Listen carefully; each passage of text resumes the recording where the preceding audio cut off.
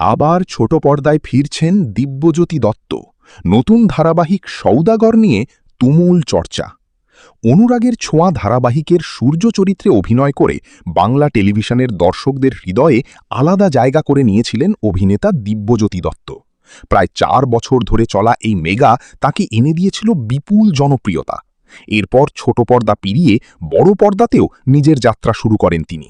পরিচালক সৃজিত মুখোপাধ্যায়ের ছবি লহ গৌরাঙ্গের নামরেতে চৈতন্যের চরিত্রে দেখা যায় দিব্যজ্যোতিকে। সেই চরিত্রেও দর্শকদের প্রশংসা কুড়িয়েছেন অভিনেতা। তবে এবার আবারও ছোট পর্দায় ফেরার খবর ঘিরে শুরু হয়েছে জোর চর্চা। শোনা যাচ্ছে নতুন ধারাবাহিক সওদাগরের হাত ধরেই ফিরছেন দিব্যজ্যোতি দত্ত।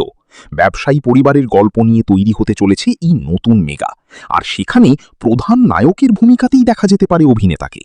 এক সাক্ষাৎকারে দিব্যজ্যোতি জানিয়েছিলেন, অনুরাগের ছোঁয়া চলাকালীন এবং শেষ হওয়ার পরেও বহু ধারাবাহিকের প্রস্তাব পেয়েছিলেন তিনি, কিন্তু সব প্রস্তাবে রাজি হননি, কারণ তিনি অপেক্ষা করছিলেন মনের মতো একটি চরিত্রের জন্য।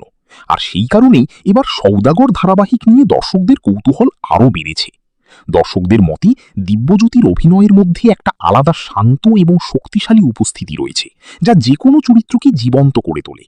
তাই নতুন ধারাবাহিকে তাকে আবার নায়ক হিসেবে দেখার জন্য ইতিমধ্যেই উত্তেজিত অনুরাগীরা। এখন শুধু অফিসিয়াল ঘোষণার অপেক্ষা। সত্যিই কি সওদাগরের হাত ধরে ছোট পর্দায় বড় কামব্যাক করতে চলেছেন দিব্যজ্যোতি দত্ত? সেটাই এখন সবচেয়ে বড় প্রশ্ন।